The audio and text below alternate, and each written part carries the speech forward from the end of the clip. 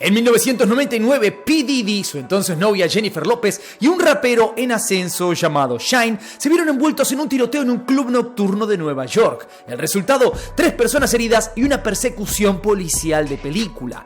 Pero lo más deforme de todo esto es que años después, este oscuro episodio podría volver a perseguir a Diddy y atención, J-Lo también está en la mira. ¿Sabías que se realizaron redadas en las casas de Diddy este mismo año y que las autoridades encontraron un arsenal de armas, además de un montón de otras sorpresas? ¿Qué rol jugó Jennifer López en todo esto? ¿Estamos ante el colapso final de uno de los imperios más grandes del entretenimiento? ¡Aló! ¿Qué pasó, frikis del carajo? Soy Juanito Soy, esto es Del Carajo TV y continuamos con la saga de Diddy, que ya no es solamente la saga de Diddy, es la saga de un montón de gente, porque ese hombre era uno de los epicentros de Hollywood. Entonces, lo normal sería que la ola de Diddy se lleve puestos a un par más. Y el que dice un par dice a un montón. Hollywood está con los huevos en la garganta y una que está preocupadísima, al parecer, es una tal Jennifer López. Diddy y Jennifer López eran la pareja más comentada de la industria del entretenimiento. Se conocieron en el 97 cuando López apareció en un clip de Diddy,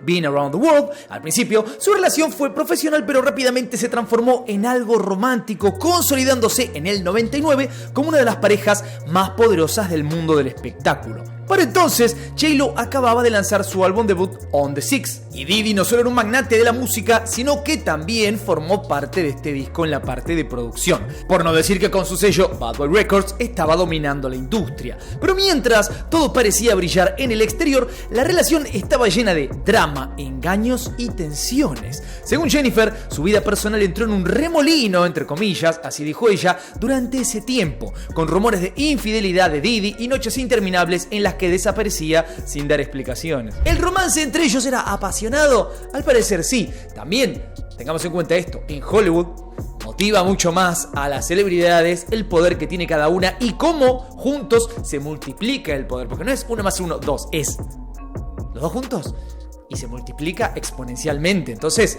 levantan, además de esa cosa de ay, salgo con esta superestrella, levantan la facturación. López es verdad que contó que nunca lo atrapó directamente siendo infiel, pero si ya tenés que tener esas charlas de no, en realidad nunca lo enganché, pero siempre sospechó, dice, de su comportamiento y de su vida nocturna. En resumen, este tipo de cosas son las que hicieron que finalmente se separaran. Esto lo contó Jennifer López, dijo, básicamente había muchos roces, muchas cosas, discusiones, ¿no? Estábamos en la misma página y nos separamos. La fama, las cámaras y el estilo de vida excesivo de Diddy hicieron que su noviazgo fuera tanto un cuento de hadas como una bomba de tiempo, y esa bomba explotó la fatídica noche del 27 de diciembre del 99. El 27 de diciembre del 99, justamente, Diddy, o Puff Daddy en ese entonces, estaba en la cima del mundo. Era el cerebro detrás de Bad Boy Records, una disquera que lanzó gigantes como Notorious B.I.G. A su lado estaba la reina del Bronx, Jennifer López, quien estaba construyendo su carrera en el cine y la música con éxito tras éxito. Y eran los reyes del este, básicamente. Era el tipo que tenía al rapero número 1 del este, ¿no? Porque estaba Tupac de un lado en el oeste, Biggie en el este. Y tenía a la mina, la mujer número 1 también del este, porque obviamente el Bronx, Nueva York, es por aquel lado. El tipo era el rey de la mitad de Estados Unidos por un lado. Pero esa noche del 99 en el Club New York de Manhattan, lo que debía ser una celebración terminó en caos. Diddy, Shyne y su séquito estaban disfrutando de la música y las copas cuando todo se fue al carajo. Cerca de las 2:20 AM, Diddy derramó una bebida sobre un tipo llamado Matthew Scar Allen, y lo que empezó como un empujón rápidamente escaló a algo mucho más violento. Acá las versiones empiezan a variar. Algunos dicen que Diddy tiró billetes como si fuera confeti, otros dicen que Scar le tiró dinero a Diddy para burlarse de su fortuna, pero lo que todos coinciden es que de un momento a otro empezaron a volar balas. 3 personas resultaron heridas y entre ellas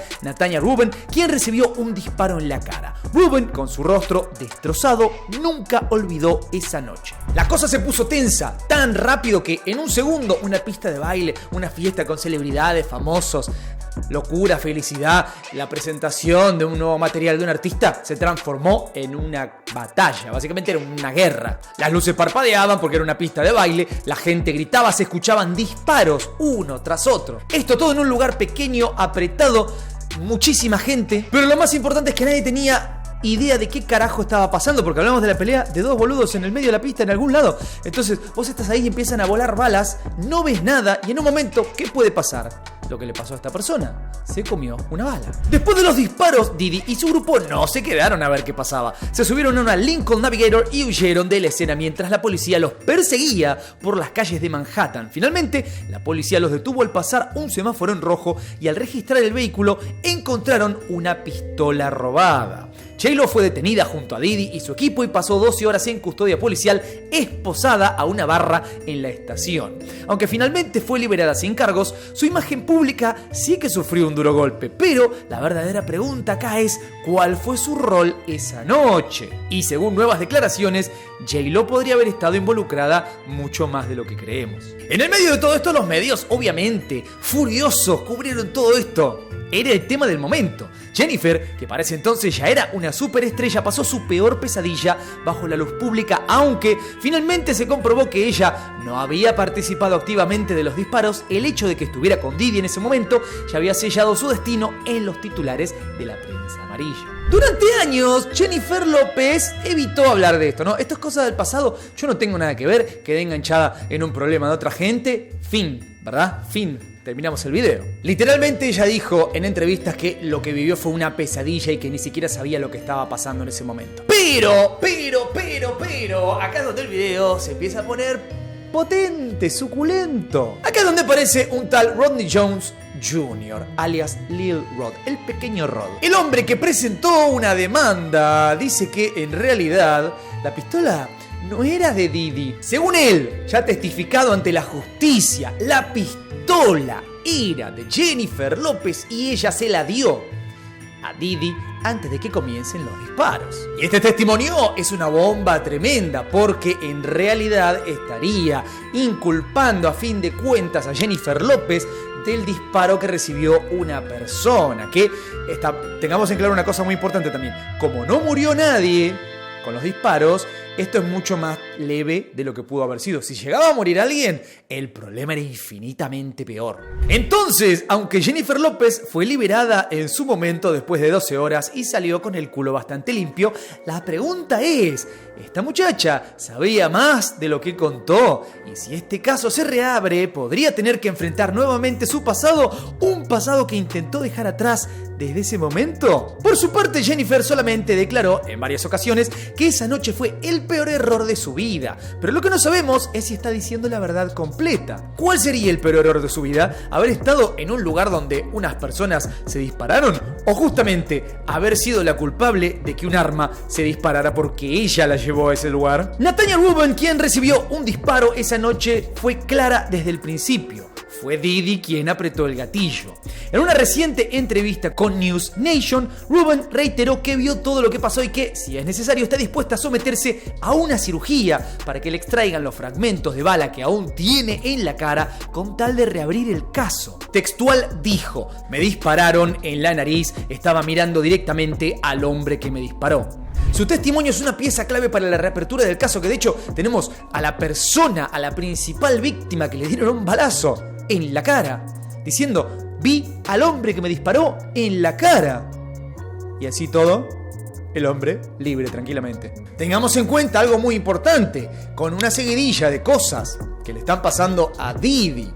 Cuando vos sos un criminal reincidente y te empiezan a salir más casos, más cosas, más delitos, no es que, te dan 3 años por este y 3 años por este. Como sos reincidente, cada vez es peor. Si esto se reabre, complica mucho más todo el otro caso también, lo complica en todo sentido. Y acá hay un dato importantísimo: si le quitan fragmentos de bala y logran rastrear esa bala hacia la pistola y toda la historia, pueden llegar a la verdadera dueña de la pistola. Acá hay una historia que puede poner a Jennifer López en el foco de todos los quilombos de Diddy, porque claro, cuando ella pudiera quedar como culpable en este hecho, empieza a quedar conectada con los delitos de Diddy, lo cual puede disparar otras historias. ¡Esto es un quilombo! Las redadas a las propiedades de Diddy en marzo del 2024 no fueron simples allanamientos. El FBI y Homeland Security llegaron con órdenes de cateo para registrar sus mansiones en Los Ángeles y Miami,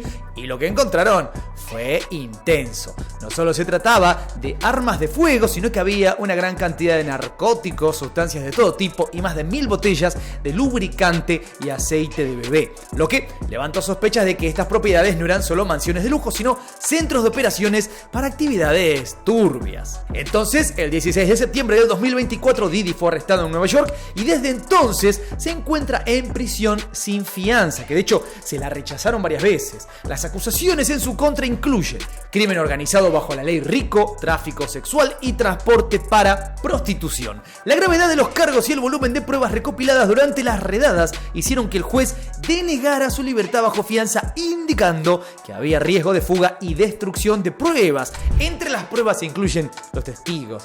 El miedo principal es todo lo que pueda pasar con cualquiera que pudiera ser un testigo de esto. Entonces, Diddy podría hacer cosas a personas. Ese es el verdadero miedo. El equipo legal de Diddy, liderado por Aaron Dyer, básicamente dijo: no, esto es un exceso de fuerza militar, se pasaron un poquito de la raya. Básicamente lo que insinúa el tipo es que las autoridades ya lo quieren abrochar a este hombre, no importa lo que pase, ya lo están condenando antes de ver nada. Pero las pruebas que van siendo reunidas y lo poquito que por lo menos va saliendo a la luz es clarísimo, acá no hay dudas. La única duda es qué tan grave es la cosa. Pero claro, estas redadas no solamente afectan a Diddy, afectan también a todas las personas que se encontraban en estas propiedades y eventualmente van a ir afectando a un montón de otra gente. Otro punto interesante es que todo esto ha ayudado, empezando por Cassie, que es la primera que puso huevo, digamos, y salió a hablar. ¿Pero por qué? Porque ella ya estaba en contacto con FBI y demás. Esto fue todo un trabajo en conjunto. Ella sola no hubiera denunciado. Denunció porque ya estaba todo esto en marcha. Entonces le aseguraban seguridad. Le aseguraban seguridad para que se animara y hablara. Entonces fue la gota que derramó el vaso y empezó a caer el agua a lo loco. Por eso, a partir de ahora, empezaron a salir algunas otras personas a hablar y se espera que salgan a hablar muchas más personas. Las autoridades federales no están atrás de un simple caso de abuso o posesión de armas, sustancias. El FBI está construyendo un caso bajo la ley RICO, una legislación que se usa para desmantelar redes criminales organizadas. En el caso de Diddy, entonces, lo que están buscando es conectar una serie de crímenes de tráfico, distribución de sustancias y posesión de armas dentro de un esquema mucho más amplio que involucra a múltiples personas en su círculo cercano y en la industria del entretenimiento. Las investigaciones apuntan a que Diddy podría haber dirigido una operación criminal a lo largo de años, utilizando su poder e influencia para encubrir delitos gravísimos. Las autoridades están investigando si usaba su posición para reclutar a jóvenes, especialmente mujeres, para explotarlas y obligarlas a participar en fiestas de alto perfil donde se consumía de todo y se cometían todo tipo de delitos. Hasta el momento hay 4 personas claves que han ya declarado, 3 mujeres y un hombre. Todas estas personas revelan lo mismo, que son víctimas de lo mismo, de abuso de sustancias también, sustancias que en muchos casos han consumido sin saberlo porque se las metieron por algún lado o alguna cosa. Y además de violencia física, violencia psicológica. Estos testigos explicaron perfectamente cómo utilizan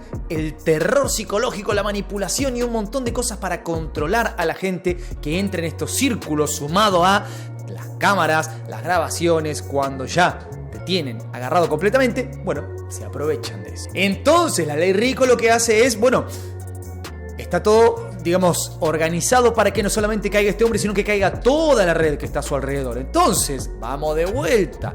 Diddy ha estado conectado con infinitas personas de poder. Él está preso, pero se cree que hay mucha más gente involucrada, por lo tanto, vamos a empezar a escuchar un montón de nombres, sí, que pueden ser personas desconocidas, poderosos, random, pero vamos a empezar a escuchar nombres que son muy conocidos. Recordemos que este tipo tenía infinitos amigos, Ashton Kutcher, bueno, infinitos. Estamos ya preparando videos de todos sus amigos, así que suscríbete, porfa, que en cualquier momento te empiezan a salir notificaciones de cada uno de los amigos de Didi. Entonces, volviendo para atrás al tiroteo de 1999, estamos a la vera del resurgimiento de un caso que parecía ya completamente enterrado y sobre todo la gran pregunta es ¿qué va a pasar con Jenny from the Block? Estamos en el oscuro y oscurísimo ya final de Jennifer López también, al igual que el de Didi. Eso sería un plot twist tremendo. Como sea, comentame por ahí abajo qué opinás de toda esta locura. Comentame de qué querés que hablemos de todo este caso, porque vamos a estar haciendo videos de todo lo que está pasando. Así que comentame por ahí abajo, no te olvides de darle duro al botón de like, suscríbete, toca la campanita, sígueme en todas mis redes. Soy Juanito6, esto es Del Carajo TV y nos veremos la próxima. Paz.